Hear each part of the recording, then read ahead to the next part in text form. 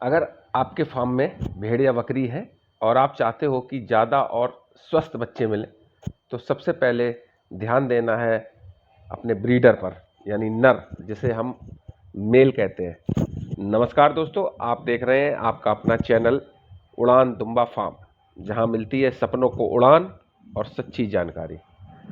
साथियों, अच्छा और सफल फार्म चलाने के लिए अच्छे नर और अच्छी मादा की ज़रूरत होती है। और बहुत सारे वीडियो भी आपको यूट्यूब पे देखने को मिलेंगे, लेकिन भेड़ बकरी यानी कि फीमेल के लिए उनकी अच्छी डाइट क्या होगी और उनका रख रखाव क्या होगा, इस प्रकार की वीडियो तो आपको मिल जाएंगी। परंतु जो मेल है यानी ब्रीडर, उसकी अच्छी डाइट क्या होनी चाहिए और उसका देख रेख, उसकी रख रखाव क्या होनी चाहिए, इस पर कोई साथियों ध्यान नहीं देता है और इस पर बहुत ही कम वीडियो बने हैं। जबकि साथियों, फार्म का असली जो गेम चेंजर होता है वो मेल होता है। फार्म पे अगर आपका अच्छा मेल है तो आपका फार्म सफल होगा। तो आज इस वीडियो में मैं आपको बताऊंगा कि ब्रीडर की डाइट क्या होनी चाहिए और कौन सा दाना उसको साथियों नहीं देना चाहिए। अब महत्व समझिए साथियों ब्रीडर का। ब्रीडर अगर कमज़ोर है तो आपके फार्म पर बच्चे भी कम होंगे और कमज़ोर बच्चे होंगे। अक्सर कई बार क्रॉस होने पे मादाएं फीमेल खाली भी निकल जाती हैं, वो फिर दोबारा रिपीट ब्रीडिंग होती है। तो कुछ फीमेल में तो कमियां हो जाती हैं तो वो रिपीट हो जाती है। कुछ बार तो मेल ही खाली निकल जाते हैं, सीमन जितना पहुंचना चाहिए उतना नहीं पहुंचता तो वो खाली हो जाती हैं। तो इसलिए साथियों, ब्रीडर की डाइट में कंजूसी नहीं होनी चाहिए। सबसे पहले ब्रीडर में क्या देखना चाहिए कि सबसे पहले ब्रीडर ऊंचा होना चाहिए, लंबाई, स्ट्रेंथ वो भी आपकी उसकी अच्छी होनी चाहिए, पैरों का मजबूत होना चाहिए, सीना जो थोड़ा सा चौड़ा खुला हुआ सीना होना चाहिए, पैरों की हड्डी मोटी होनी चाहिए जिसको डबल हड्डी बोलते हैं, डबल हड्डी का ब्रीडर होना चाहिए। और साथियों, ब्रीडर बहुत ज़्यादा मोटा नहीं होना चाहिए, कहने का मतलब फैटी, चर्बी नहीं होनी चाहिए उसमें।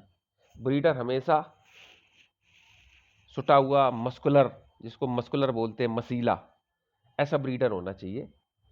अगर ब्रीडर बहुत ज़्यादा फैटी होगा, मोटा होगा, तो वो बार बार बहुत ज़्यादा बार माउंट नहीं कर पाएगा। कहने का मतलब है कि बार बार क्रॉस नहीं करेगा, उसको 2-3 बार क्रॉस करेगा बस। बहुत ज़्यादा हेल्दी ब्रीडर नहीं होना चाहिए, चर्बी की उस पर चर्बी कम होनी चाहिए, मांस ज़्यादा होना चाहिए। अब साथियों, ब्रीडर का जो आहार होता है उसमें प्रोटीन की मात्रा ज़्यादा होनी चाहिए। हम लोग क्या करते हैं कि प्रोटीन पे ध्यान नहीं देते हैं, जो भी दाना खिलाते हैं वो लगातार बिना प्रोटीन का एक ही दाना देते। तो गेहूं खिला रहे तो गेहूं खिला दिया, मक्का खिला रहे तो मक्का खिला दिया, बाजरा खिला रहे तो बाजरा खिला दिया। और ब्रीडर को प्रोटीन ज़्यादा चाहिए। प्रोटीन तो सारे पशुओं को चाहिए, लेकिन अगर ब्रीडर आपका है तो उसको आपको थोड़ा सा एक्स्ट्रा ध्यान रखना पड़ेगा, आपको प्रोटीन की मात्रा उसको ज़्यादा देनी पड़ेगी। अब साथियों, प्रोटीन होती किस में ज़्यादा है? थोड़ा थोड़ा प्रोटीन तो हर अनाज में होता है, लेकिन अच्छा अगर प्रोटीन आपको चाहिए तो आपको प्रोटीन दालों में ज़्यादा होता है। किसी भी प्रकार की दाल हो तो आप डाइट जो उसको दें उसमें दालों का ज़्यादा प्रयोग करें। चने की दाल हो गई, अरहर की दाल हो गई, मूंग की दाल हो गई, सोयाबीन की जो छिकला आता है और इसकी जो चुन्नी होती है, दालों की चुन्नी होती है, ऐसे सोयाबीन की चुन्नी होती है, और मूंगफली की खल हो गई या सरसों की खल हो गई, इसमें भी प्रोटीन की अच्छी मात्रा पाई जाती है। तो साथियों, प्रोटीन की मात्रा उसमें आपको बढ़ानी पड़ेगी। उसमें ये जो भी दालें मिल जाए, आपको अवेलेबल हो जाए, तो वो दालें उसमें आपको शामिल करनी पड़ेंगी।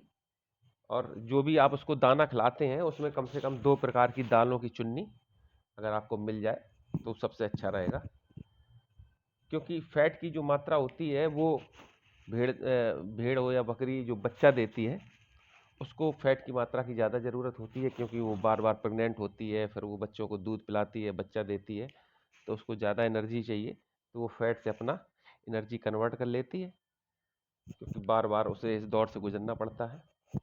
और जो ब्रीडर होते हैं उनको बहुत ज़्यादा एक्सेस फैट की ज़रूरत नहीं होती, क्योंकि ज़्यादा फैट हो जाएगा तो वो भारी हो जाते हैं, फिर वो बहुत ज़्यादा माउंट नहीं करते हैं, मतलब बार बार जल्दी उठते नहीं हैं।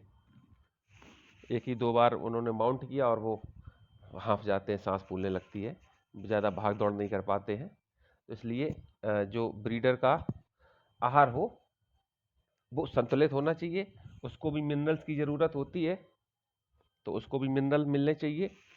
और मिनरल विटामिन तो हम लोग दे देते हैं, और जो मिनरल्स होते हैं वो दे देते हैं, विटामिन हम लोग नहीं देते हैं। तो अच्छे स्पर्म के लिए, अच्छे उसके क्वालिटी के लिए तो आपको विटामिन का भी ध्यान रखना पड़ेगा।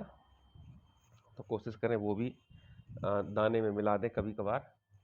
और सिंगल अनाज ना दें, गेहूँ अकेला ना दें, मक्का अकेला ना दें। जब भी दें तो थोड़ा सा, अगर आप आधा किलो उसको दाना दे रहे हैं तो उसमें 250 ग्राम में आपका अनाज हो जाए, और 250 ग्राम में कोई कोई भी एक दो प्रकार की दालें हो, नहीं तो चना चुन्नी तो हो ही। तो ये दोनों चीज़ें मिला के उसको देते रहेंगे तो उसकी प्रोटीन की मात्रा पर्याप्त पहुंचती रहेगी। क्योंकि आज के जो आपके जो फार्म है उनमें बच्चों पर 70% असर ब्रीडर का होता है। ब्रीडर अगर आपका अच्छा है तो आपके जो बच्चे 70% बच्चे अपने बाप के ऊपर जाते हैं। तो साथियों, जैसा आप बीज बोएंगे वैसे ही आपको फसल मिलेगी।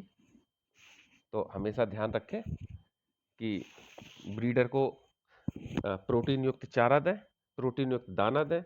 और ब्रीडर को हो सकता है तो कहीं एक अलग उसको बर्तन में अलग, या उसके जो टब है उसमें आप दाना दें उसको।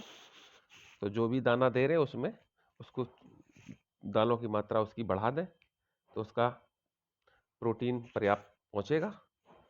और उसको थोड़ा सा खुली जगह में घूमने के लिए दे दिया करें, क्योंकि एक्सरसाइज भी बहुत ज़रूरी है।